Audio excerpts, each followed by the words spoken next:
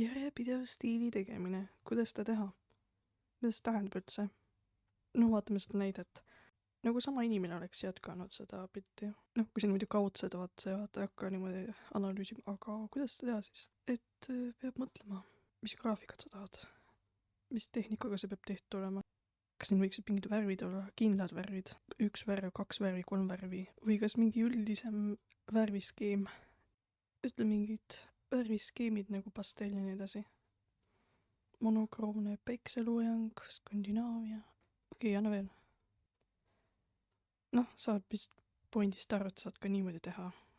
Et sa nagu ei pane mingit kindlat värvi, vaid sa paned nagu mingid näiteks ookeani värvid, mingid džunglivärvid, tunnetus, mingid päikesevärvid. Sa võid ka niimoodi teha. Et ta nagu tekitab seda tunnetust. Sa võid väga hullu panna, võid katsetada. See ongi tegelikult, ma ütlen ausalt, siin tegelikult mingid reeglid ei olegi, et see ongi puhas kunst omaette. Aga jah, sa võid siis võiab mõelda veel, et äkki see on mingist ajastust inspireeritud või mingist muust. Näiteks tunneme siukese kohta nagu prompthero.com, et siit sa saad tegelikult ideid tasuta.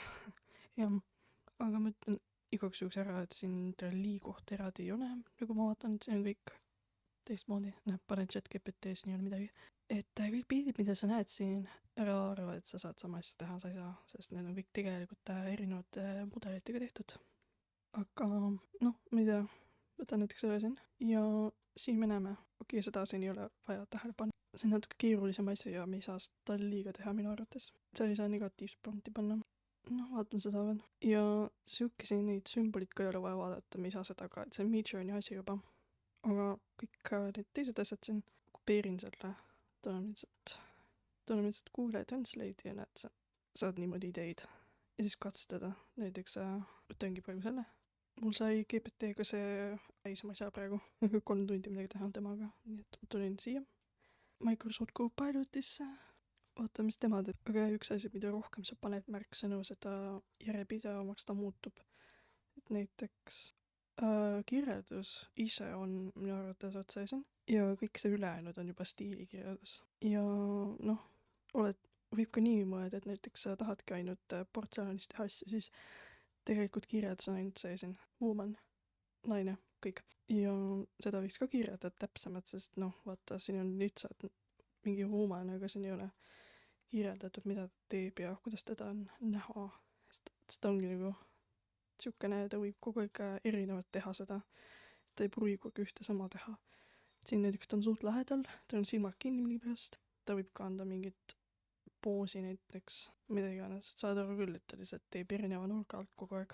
Kui sa ei taha seda, siis näed, see on täitsa teistsugune. Ja nüüd ma muudan, panen kassi ja nalja pärast vaatame, kuidas seda teeb, et praegune eesmärk ongi, et nüüd kui ma panin kassi, et kass peaks samasugune tulema nagu vähemalt üks nendest siin. Et siis on hästi kindel, et meil on järjepidev prompt olemas. Me saame seda taas kasutada. Ja isegi müüa teistele. Nad saavadki teha samas stiilis ükskõik mida. Siin on kirjas portreepilt. Et jah, et kui sa nüüd käsklusid teed, siis lihtsalt mõelda, kuidas endale loogilisem on neid järjestada siin. Näiteks pilti kirjeldav käsklus võiks olla kõige ees on ju, et sa saad aru, et siin peaks muutma midagi.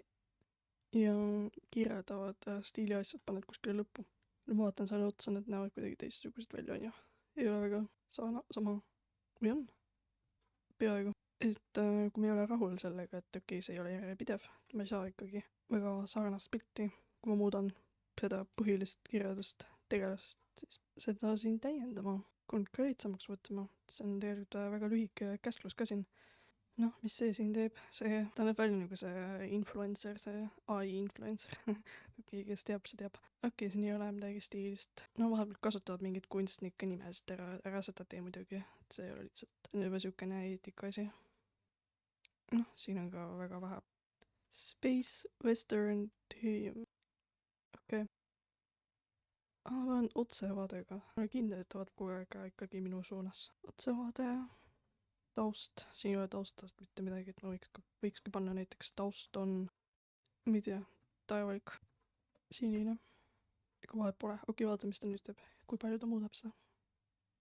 Saad vast pointist aru, et niimoodi see järjepideva stiili tegemine käibki, et sa lihtsalt katsetadki ja vaatad.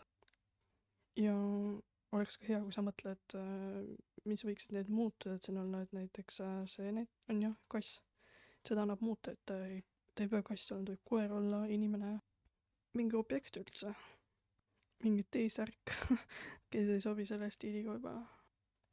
Ja see on ka muutuja näiteks, kindlad värvid, et valge ja sinine. Seda annab koju muuta, et ei pea olema valge sinine, ta võib olla valge, punane, must, neoon, mida iganes, pastellne üldse või jah. Taust on ka muutuja, et ta ei pea olema tavalike sinine, ta võibki olla lihtsalt must, süsimust. Ta võib olla mingi loodus, et siin on 3 muutujat. Et kui ma neid muutan, siis stiil peaks samaks jääma. Et see ongi muutuja point, et sa saad muuta asju, aga ta peab jääma samasuguseks ikkagi. Noh, nüüd on meil siukene, tänu sellele, et ma siin lisasin need asjad juurde. Näeb siukene välja, jah.